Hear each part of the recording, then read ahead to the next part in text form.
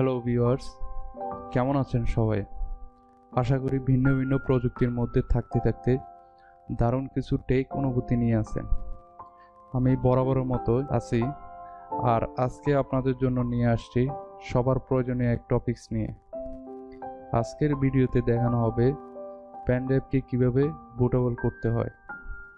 তাহলে চলুন দেখে আসি। প্রথমে জেনে নিই বুটেবল পেন ড্রাইভ কী। বুটেবল পেন ড্রাইভ একটি ডিস্ক যা ব্যবহার হয় কোনো অপারেটিং সিস্টেমকে ইনস্টল বা লাইভ বুট রান করানোর জন্য। বুটেবল পেন ড্রাইভের মধ্যে একটি অপারেটিং সিস্টেম ইনস্টল করার জন্য প্রয়োজনীয় সমস্ত ফাইল লোড করা থাকে। যে কোনো নর্মাল পেন ড্রাইভকে বুটেবল পেন ড্রাইভ বানানো সম্ভব বিভিন্ন থার্ড পার্টি টুল ব্যবহার করে। উইন্ডোজ সিস্টেম হলে সিএমডি দিয়ে বুটেবল করা সম্ভব, কিন্তু লিনাক্সের ডিস্ট্রিবিউশনগুলোর ক্ষেত্রে থার্ড পার্টি টুলের প্রয়োজন হয়। আবার লিনাক্স অপারেটিং সিস্টেমের বুটেবল পেন ড্রাইভগুলোকে লাইভ বুট করা যায়, যেটাকে লাইভ ইউএসবি বলা হয়। এখন আসি কিভাবে একটা পেন ড্রাইভকে বুটেবল করতে হয়।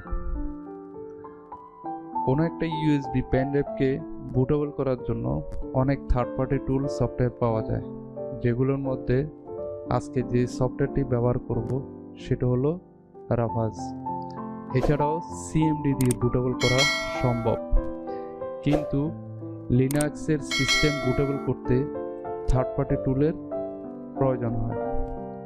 তো সর্বপ্রথম আমি আমার পিসিতে একটা পেন ড্রাইভ, যেটা আমাদের বাজারে পাওয়া যায় এরকম একটা পেন ড্রাইভ কানেক্ট করতে হবে। তা আমি অলরেডি আমার পিসিতে একটা পেন ড্রাইভ কানেক্ট করে রাখছি।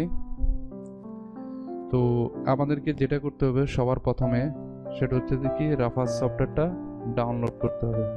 তো রাফাস সফটওয়্যারটা আমি ডাউনলোড করার জন্য গুগল ক্রোম থেকে জাস্ট গুগলে লিখব রাফাস ডাউনলোড। এটা দেওয়ার পরে প্রথম যে লিঙ্কটা আসে ওই লিঙ্কটাতে আমরা ক্লিক করব। তো লিঙ্কটাতে যখন ক্লিক করব ওয়েবসাইটটা আসবে রাফাজের।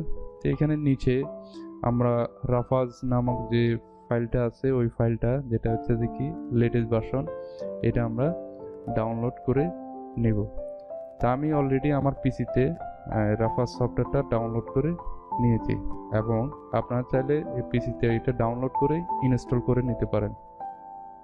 এরপর যেটা করতে হবে সেটা হচ্ছে যে কি যে অপারেটিং সিস্টেমটাকে আমরা বুটেবল করব তার আইএসও ফাইলটাকে ডাউনলোড করতে হবে।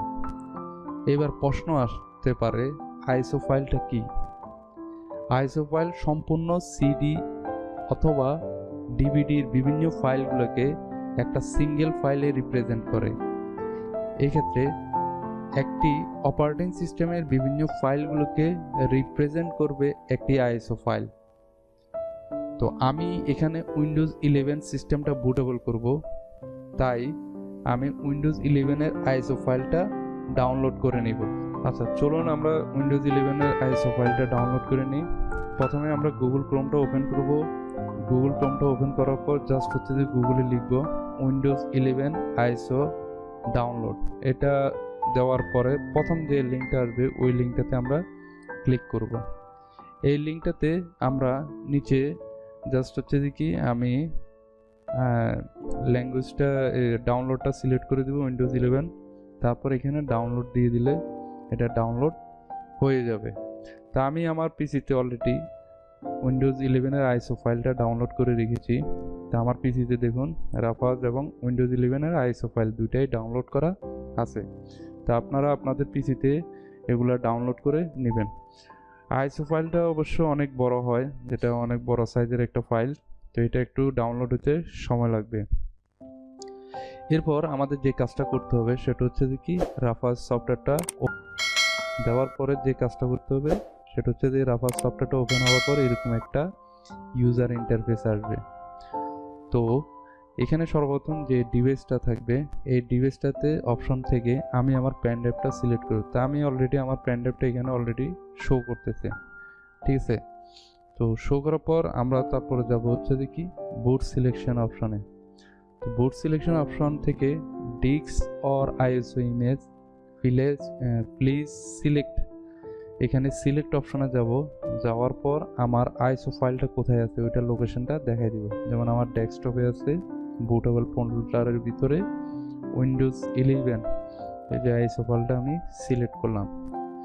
সিলেক্ট করার পর এখানে ইমেজ অপশন দেখাইতেছে, এগুলো আমরা চেঞ্জ করব না, ঠিক আছে। তো আমাদেরকে যেটা করতে হবে সেটা হচ্ছে পার্টিশন স্কিমা।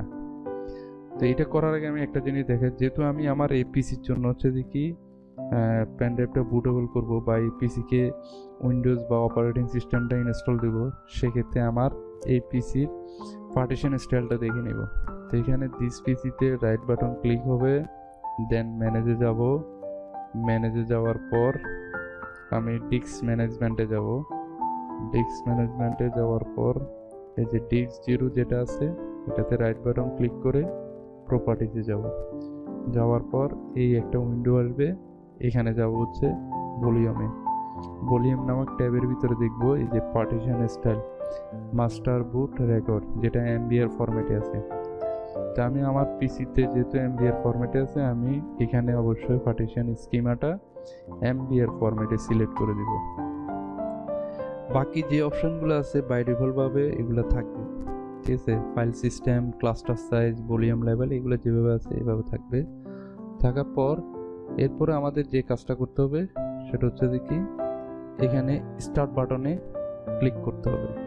স্টার্ট বাটনে ক্লিক করার পর এখানে আমার থেকে পারমিশন চাচ্ছে যে আমার পেন ড্রাইভের ভিতরে যে ডেটাগুলো আছে এই ডেটাগুলো হচ্ছে যে কি ফরম্যাট করার জন্য। তো এগুলো আমি ফরম্যাট করে দিব, তারপর ওকে দিব। ওকে দেওয়ার পর এখানে যে স্ট্যাটাসটা আছে এই স্ট্যাটাসটা 100%-এর জন্য আমরা ওয়েট করব। যখন 100% হয়ে যাবে তখন এখানে রেডি অপশন আসবে। তা আমরা সে পর্যন্ত এটা একটু অপেক্ষা করতে হবে। এখন আমার স্ট্যাটাসটা রেডি হয়ে গেছে, এটা 100% কমপ্লিট হওয়ার পর এই জায়গাটাতে রেডি আসছে। তো রেডি হয়ে গেলে দেখলে আমরা বুঝতে পারবো যে আমাদের পেন ড্রাইভ বা ইউএসবি পেন ড্রাইভটা বুটেবল হয়ে গেছে, ঠিক আছে। তো আমরা এটাকে ক্লোজ দিব। ক্লোজ দেওয়ার পর আমরা একটু তারপরে আমাদের পেন ড্রাইভটা একটু চেক দিয়ে দেখি।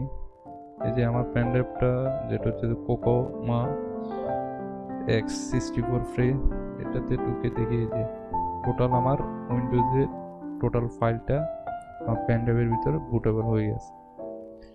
তো আশা করি সবাই বুঝতে পেরেছেন। কারো যদি সমস্যা থাকে কমেন্ট বক্সে জানাবেন। সে পর্যন্ত সবাই ভালো থাকুন আর চ্যানেলটি সাবস্ক্রাইব করুন।